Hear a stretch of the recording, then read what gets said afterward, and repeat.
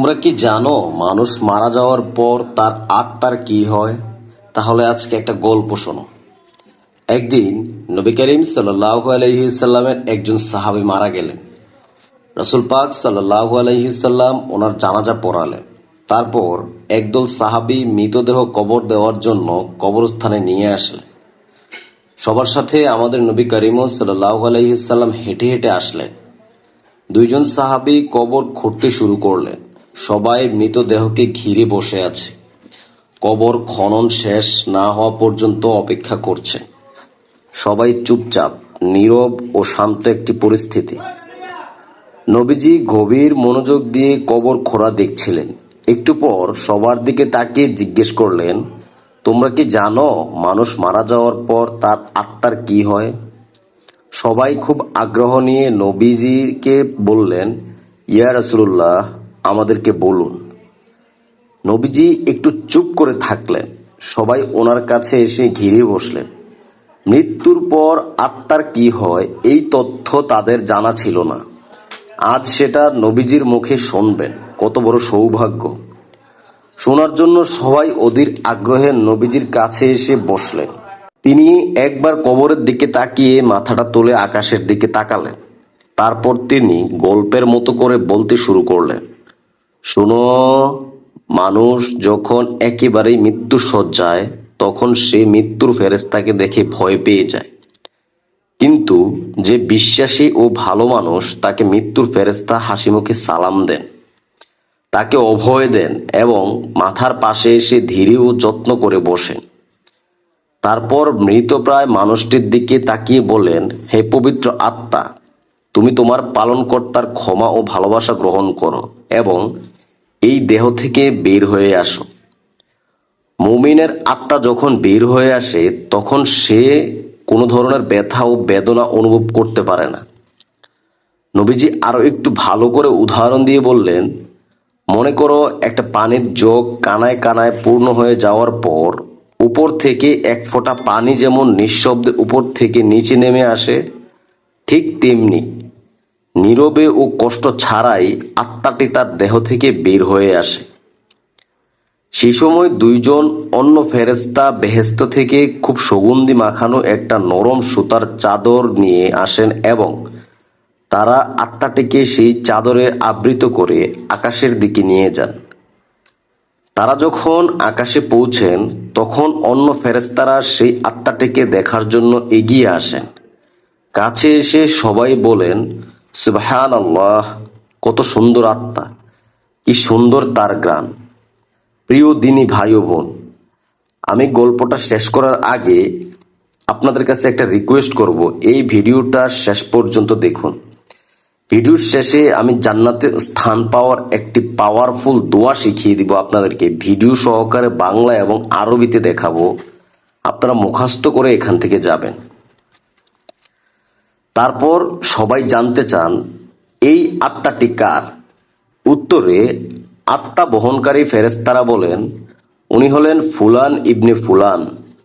নবী আরবিতে বলেছেন, বাংলায় হলো অমুকের সন্তান অমুক। বাকি ফেরেশতাগণ তখন আত্মাটিকে সালাম দেয়। তারপর আবার জিজ্ঞেস করে, উনি কি করেছেন? ওনার আত্মার এত সুঘ্রাণ কেন?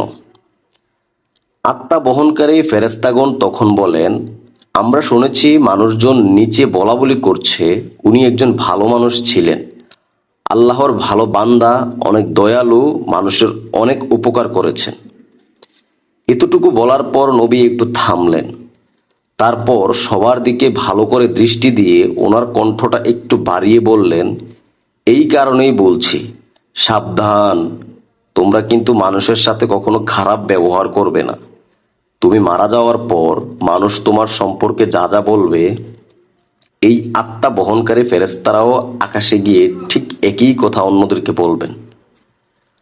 এই কথা বলে তিনি আবার একটু চুপ করলেন, কবরটার দিকে দৃষ্টি দিলেন। আবার বলতে শুরু করলেন, এই সময় মানুষ যখন পৃথিবীতে মৃতদেহকে কবর দেওয়ার জন্য গোসল দিয়ে প্রস্তুত করবে, তখন আল্লাহ তাআলা আত্মা বহনকারী ফেরেশতাদেরকে বলবেন, যাও, এখন তোমরা আবার এই আত্মাকে তার শরীরে দিয়ে আসো। মানুষকে আমি মাটি থেকে বানিয়েছি, মাটির দেহেই তার আত্মাকে আবার রেখে আসো। সময় হলে তাকে আমি আবার পুনরায় জীবন দিব। তারপর মৃতদেহকে কবরে রেখে যাওয়ার পর দুইজন ফেরেশতা আসবেন। তাদের নাম মুনকার ও নাকির। তারা মৃতের সৃষ্টিকর্তা, তার ধর্ম ও নবী সম্পর্কে জিজ্ঞেস করবেন। মুনকার নাকির চলে যাওয়ার পর আত্মার আবার অন্ধকার কবরে একাকী হয়ে যাবে।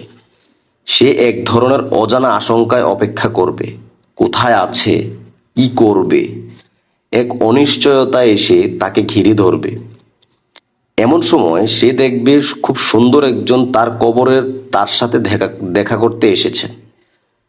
তাকে দেখার পর আত্মাটি ভীষণ মুগ্ধ হবে। এত মায়াবী ও সুন্দর তার চেহারা সে জীবনে কোনোদিন দেখেনি। আমি গল্পটার শেষ অংশটা পড়ার আগে আপনার কাছে বিনীতভাবে অনুরোধ রাখবো, আপনি যদি নতুন হয়ে থাকেন আমাদের এই চ্যানেলটি সাবস্ক্রাইব করে সঙ্গে থাকবেন। আমাদের এই চ্যানেলে ইসলামিক সকল আমল এবং দোয়ার ভিডিও দেওয়া হয়, যা আপনার জীবনের জন্য যথেষ্ট হয়ে যাবে ইনশাআল্লাহ। তারপর আত্মাটি তাকে দেখে জিজ্ঞেস করবে, তুমি কে? সেই লোকটি বলবে, আমি তোমার জন্য অনেক বড় সুসংবাদ নিয়ে এসেছি। তুমি দুনিয়ার পরীক্ষায় উত্তীর্ণ হয়েছ। তোমার জন্য আল্লাহ তাআলা জান্নাতের ব্যবস্থা করেছেন। তুমি কি সেটা একটু দেখতে চাও? আত্মাটি ভীষণ খুশি হয়ে বলবে, অবশ্যই আমি দেখতে চাই, আমাকে একটু জান্নাত দেখাও। লোকটি বলবে, তোমার ডান দিকে তাকাও। আত্মাটি ডানে তাকিয়ে দেখবে কবরের দেয়ালটি সেখানে আর নেই। সেই দেয়ালের দরজা দিয়ে অনেক দূরে সুন্দর বেহেশত দেখা যাচ্ছে। বেহেশতের এই রূপ দেখে আত্মাটি অনেক মুগ্ধ হবে ও প্রশান্তি লাভ করবে এবং সেখানে যাওয়ার জন্য অস্থির হয়ে লোকটিকে জিজ্ঞেস করবে, আমি সেখানে কখন যাব, কিভাবে যাব? লোকটি মৃদু হেসে বলবেন, যখন সময় হবে তখনই তুমি সেখানে যাবে এবং থাকবে। আপাতত শেষ দিবস পর্যন্ত তোমাকে অপেক্ষা করতে হবে। ভয় পেও না, আমি তোমার সাথেই আছি। তোমাকে আমি সেই দিন পর্যন্ত সঙ্গ দেব। আত্মাটি তখন তাকে আবারও জিজ্ঞেস করবে, কিন্তু তুমি কে? তখন লোকটি বলবে, আমি তোমার এতদিনের আমল, পৃথিবীতে তোমার সব ভালো কাজের, তোমার সব পুণ্যের রূপ আমি। আজ তুমি আমাকে একজন সঙ্গীর মতো করে দেখেছ। আমাকে আল্লাহ তাআলা তোমাকে সঙ্গ দেওয়ার জন্যই এখানে পাঠিয়েছেন। এই কথা বলে লোকটি আত্মাটির উপর যত্ন করে হাত বুলিয়ে দিবেন এবং বলবেন, হে আত্মা, যে এখন তুমি শান্তিতে ঘুমাও, নিশ্চিন্তে বিশ্রাম নাও। এই কথা বলার পর আত্মাটি এক নজরে বেহেশতের দিকে তাকিয়ে থাকবে এবং একসময় এই তাকানো অবস্থায় গভীর প্রশান্তিতে ঘুমিয়ে পড়বে। নবীজি এতটুকু বলে আবার একটু থামলেন। সাহাবীরা তখন গায়ের কাপড় দিয়ে ভেজা চোখ মুছলেন। বুখারী ও মুসনাদের দুইটি হাদিস অবলম্বনে আমি এই কথাটা বলছি। সুতরাং আল্লাহ তাআলা যেন আমাদেরকে সবাইকে জান্নাতের সেই সুঘ্রাণ পাওয়ার ব্যবস্থা করে দেন এবং জান্নাতে স্থান করে দেয়। আমিন। এখন আমি একটা ছোট্ট মোনাজাত দেব। আপনারা যে যে অবস্থাতেই আছেন আমার সাথে হাত তুলে, যদি সুযোগ থাকে হাত তুলে দোয়া করেন, না হয় মনে মনে দোয়া করেন, হাত তোলার দরকার নেই। আসসালামু আলাইকুম রহমতুল্লাহি ওয়া বারাকাতুহু। আমি সেই মোনাজাতটি শুরু করছি। আল্লাহুম্মা আমিন। ربنا ظلمنا أنفسنا وإن لم تغفر لنا وترحمنا لنكونن من الخاسرين। হে মালিক, আমি একজন পাপী বান্দা, আপনার দরবারে হাত বাড়াইছি আল্লাহ। হে আল্লাহ, এই জগতের মালিক আপনি একমাত্র আল্লাহ, আপনি ছাড়া আর কোনো শরীক নাই। জগতের সকল প্রশংসা আপনার। হায় আল্লাহ, হায় রিজিক দাতা, সৃষ্টিকর্তা, পালনকর্তা আল্লাহ, আপনি এক ও অদ্বিতীয় আল্লাহ। হে আল্লাহ, হযরত মুহাম্মদ সাল্লাল্লাহু আলাইহি ওয়াসাল্লাম আপনার রাসূল। হে আল্লাহ, আমি একজন পাপী বান্দা, গুনাহগার। আমার সাগরের চেয়ে, পাহাড়ের চেয়ে আর উঁচু গুনাহ করে আমি আপনার কাছে হাত বাড়াইছি আল্লাহ। হায় আল্লাহ, আপনি আমার জীবনের সমস্ত গুনাহগুলি মাফ করে দিন রব্বুল আলামিন। রব্বুল আলামিন, আমরা আজকে এই ভিডিও দেখে যারা আপনার কাছে দোয়া করতেছে, আপনি সবাইকে আমাদেরকে জান্নাত দান করিয়েন। জীবনের সমস্ত গুনাহগুলি মাফ করে দিয়ে দুনিয়ার জীবন এবং আখিরাতের জীবনকে সহজ করে দিয়ে, যার যা সমস্যা আছে, যার যা অসুবিধা আছে, যার যা কষ্ট আছে, আল্লাহ সব আপনি দূর করে দিন। রব্বুল আলামিন সবাইকে সত্যের পথে চলার তৌফিক দান করে দিন। রব্বুল আলামিন আমরা যারা হাত বাড়াইছি তাদের সবাইকে 5 ওয়াক্ত নামাজ আদায় করার তৌফিক দান করুন।